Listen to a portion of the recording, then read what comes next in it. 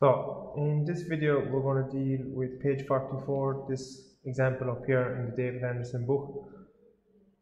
So figure 3.19 shows the elevation of a sphere A with 2 points of contact P and Q on its surface.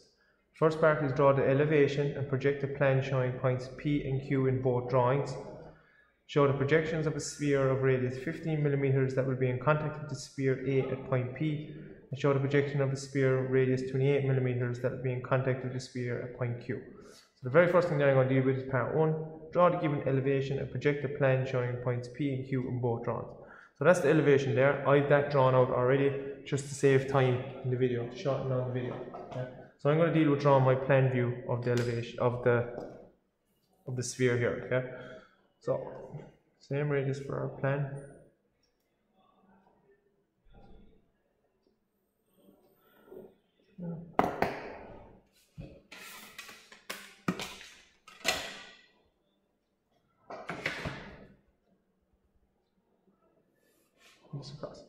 So to bring down these points, right, we've done previously in other questions. What I'm going to do is I'm going to bring them straight out, right out to the outside of the sphere. I'm going to drop them straight down, rotate them around from that center line, and then bring down their points in their finished points, let's say, to find where they are sitting in the plan. So I'm going to bring it straight across first to start with,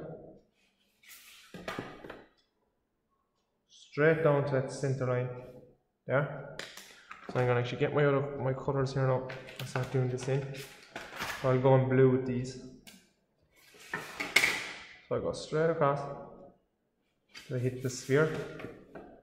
I go straight down.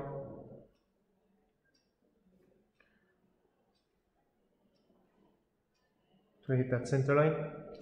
I'm going to rotate that point around.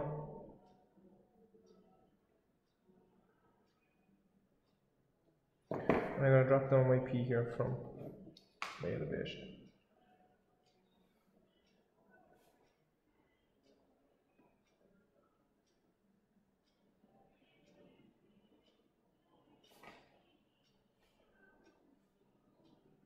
So where they all intersect then,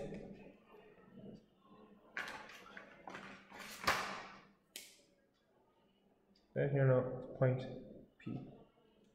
The exact same happens with Q, okay?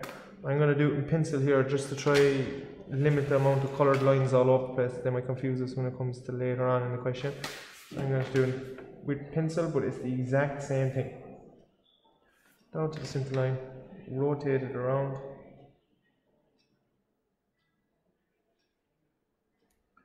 Drop Q down from the elevation. And that there now is point Q in plan. Okay, so that's my plan elevation found there. So the next thing is they want a sphere of 15 mm radius touching point P there. So it's in contact with point P. So first thing we do, right? So we know that this point here is a point of contact for the sphere. So I can join from my center of my sphere out to that point, like so. Yeah, so the sphere is going to be somewhere on that line, the center of the sphere. I know the radius of the sphere is 15 mm, so I'm going to set 15 on my compass. And from that point, I'm going to mark my 15 distance away. Okay, this is just a construction sphere out to the side. And when I rotate this around then, that's after giving me the construction sphere down here. Okay? What I'm going to do then, same as always, we've done it often in other questions, I'm going to bring it down, rotate it around, and I know the line that's on here, I can bring it up and find its final position. Okay? So, because we're dealing with spheres, if we join from the center of the sphere through a point of contact and continue it on, the other sphere's center is also going to rest on that line. So, join from the center through point P.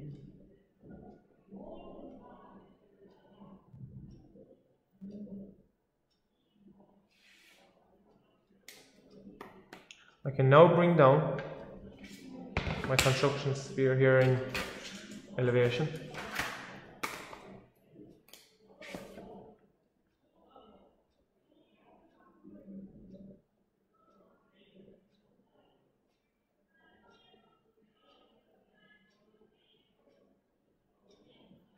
Once I hit that center line of the circle, rotate it around. And as I said, we know the center is going to lie on that green line. So I'm going to swing around until it hits the green line.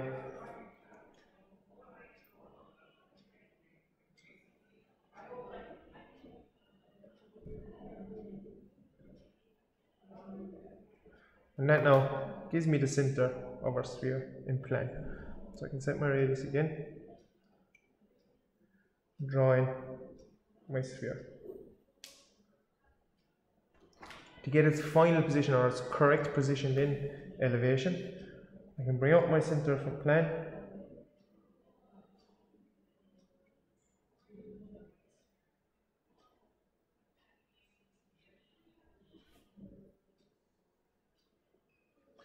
and the height stays the same of the center, so I can just bring this across.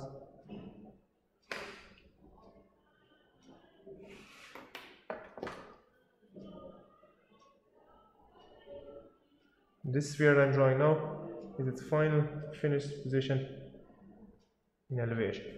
So that's my elevation and plan done of that sphere that's in contact with point A and it's a radius of 15.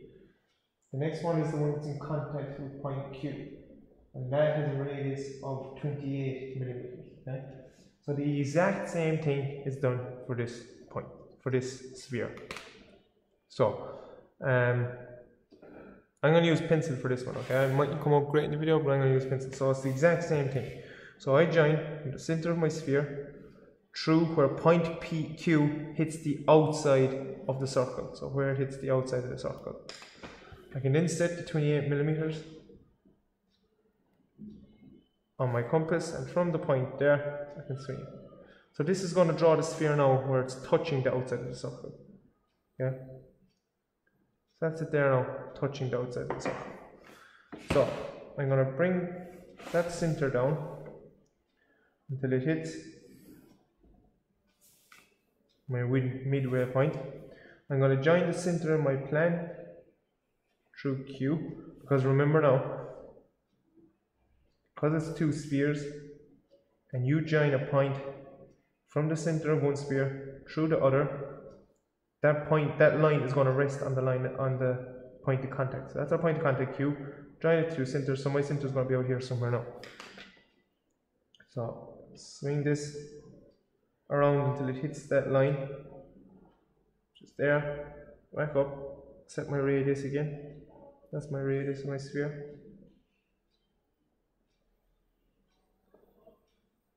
So that's it, plan now, that's it, finalize the plan. Now I just need to get the final position in elevation. Remember, this is just a construction sphere I done out to the side to help me get its planned position. Now all I can do is bring it straight up, bring it straight back up, and straight across from this original center point.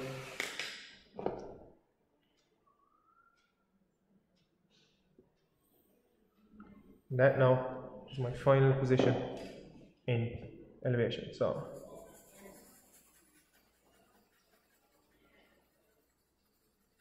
shade one there, two shaded spheres are their final positions in elevation.